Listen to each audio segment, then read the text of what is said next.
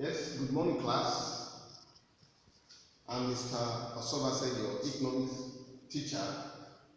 This class is for year 11. The topic for today is the equilibrium of a firm in an imperfect market. The equilibrium of a firm in an imperfect market using the monopoly as a case study. Before we go to this topic for today, I would like to quickly do a summary of what we learned last week. Please, I want you to pay attention because this aspect of economics is very technical and it involves curves. We'll be dealing with curves when we are treating topics like this. And students, they seem not to be interested in curves, but when you are treating this topic, you must be alert so that you understand how those curves can be identified and how they can be used when dealing with the equilibrium of firms in whatever market that they are operating. Now, last week we were looking at a firm in a perfect market. How can a firm in a perfect market achieve equilibrium? Now, in economics, we have established the fact that for a firm to be in equilibrium, that firm must be producing the output at which MC equals marginal revenue. A firm will be in equilibrium whether the firm is in a perfect market or the firm is in a perfect market. In equilibrium position, the firm will be producing the output at which marginal cost equals marginal revenue. And last week we introduced a curve that looks like this for a firm in a perfect market. And we did say that a firm in a perfect market is faced with a demand curve that is perfectly elastic. These are our output axis here, and this is the price axis. This is the price P100. This is a demand curve that is horizontal to the quantity or to the output axis. So a firm in a perfect market is faced with a perfectly elastic demand curve. The reason is that a firm in a perfect market is a price taker. A firm in a perfect market is a price taker. That means the firm accepts the ruling market price. Now, for that firm to be in equilibrium, and again, don't forget, when a firm is in equilibrium, that firm is also maximizing profit. When a firm is in equilibrium position, the firm is maximizing profit. So here we are also talking about what? The output at which profit is maximized. And it is that output at which marginal cost equals marginal revenue. So for us to get to that equilibrium position of a firm in a perfect market, we will need information on marginal revenue and information on we need information on marginal cost and information on marginal revenue. Now, for a firm in a perfect market, the price line, as you can see here, coincides with the demand curve. And the demand curve is also equal to the marginal revenue line. The reason is that since the price is fixed, any product you sell, any unit of your product you sell, will also give you a revenue that is equal to the price. Because marginal revenue is the addition to total revenue when you increase your sale by one more unit. So that means every unit is the same at the price. So if you keep selling one more unit, you are reaping a marginal revenue that is equal to the price. So that is why marginal revenue is equal to the demand curve, and it's also equal to the price. And marginal revenue is also equal to what? Average revenue. For a firm in a perfect market, this is the identity. So having established the marginal revenue, we now bring in another curve that will help us, another curve which is the marginal cost curve that comes like this. This is the marginal cost curve that comes like this. It's a U-shaped curve. The marginal cost curve is a U-shaped curve. Now, in mathematics, when two curves, when they are playing out, the point of intersection is the point of equality. So this marginal cost curve intersects with the marginal revenue curve at 2 points. We call this output Q1, then this output Q4. So at output Q1 and output Q4, marginal cost equals the marginal revenue.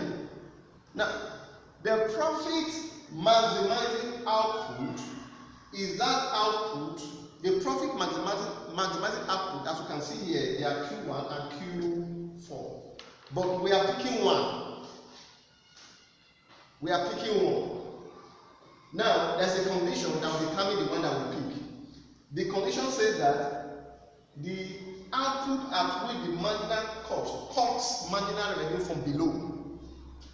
The output Q1 marginal cost cuts marginal revenue from above Q1. So this is not the profit maximizing output. The profit maximizing output is the output at which marginal cost cuts marginal revenue from below, which is output Q4. So output Q4 is therefore the profit maximizing output. Because at that output, marginal cost equals marginal revenue. As you can see, at that output, marginal cost equals a marginal revenue. So when a firm is maximizing output, that firm is in a state of equilibrium in the short run. This is short run analysis of a firm in a perfect market. And I did say that in the short run, one factor is fixed, one factor is a variable. So that's for a firm in a perfect market. Today we'll be looking at a firm in an imperfect market. In an imperfect market. A firm in an imperfect market that is maximizing their profit. In other words, the equilibrium of a firm in an imperfect market. And we are using the monopoly as a case study.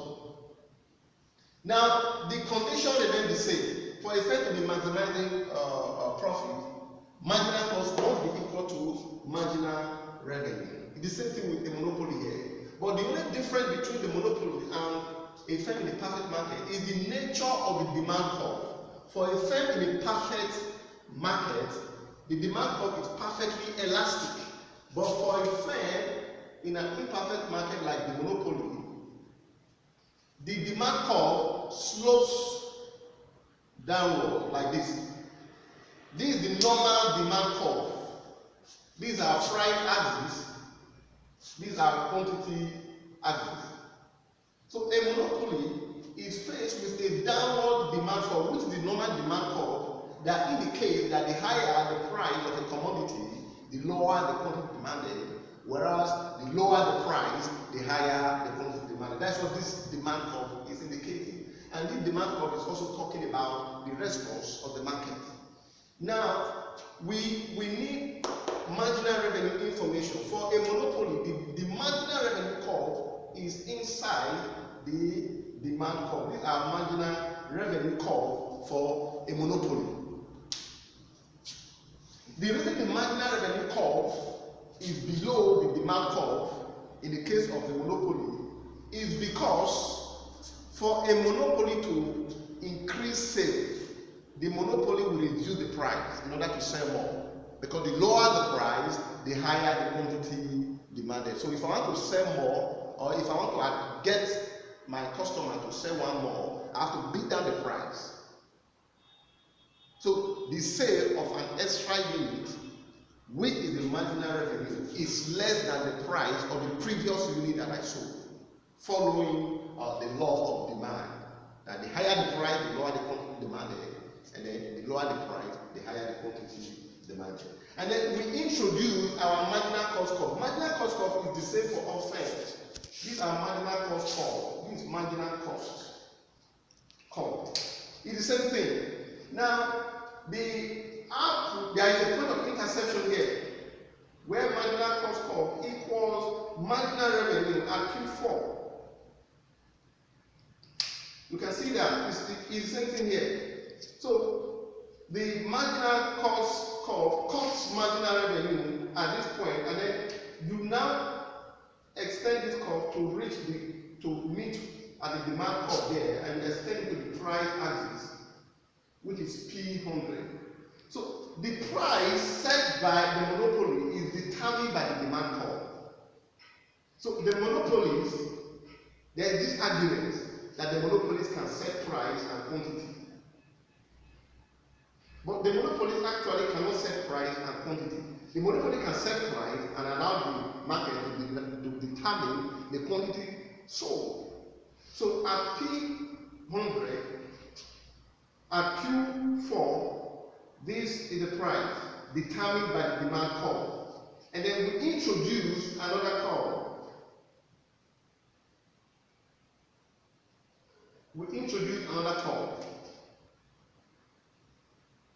This is average total cost curve.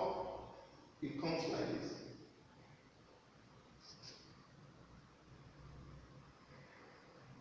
So the shaded portion here is the profit of the monopoly. So we have also established the same fact here for a monopoly to maximize profit by producing the output Q4 at which MC, marginal cost, equals marginal revenue. In the same condition. The only difference is that for a monopoly, the demand curve is falling, whereas for a firm in a perfect market, the demand curve is straight. It's a straight line. So that is that about the equilibrium of a firm in a monopoly. I'm going to give you a short note on it and a question for you to attend. And I hope you do understand what I've taught you so far. If you have any question, you can private chat me. Thank you very much.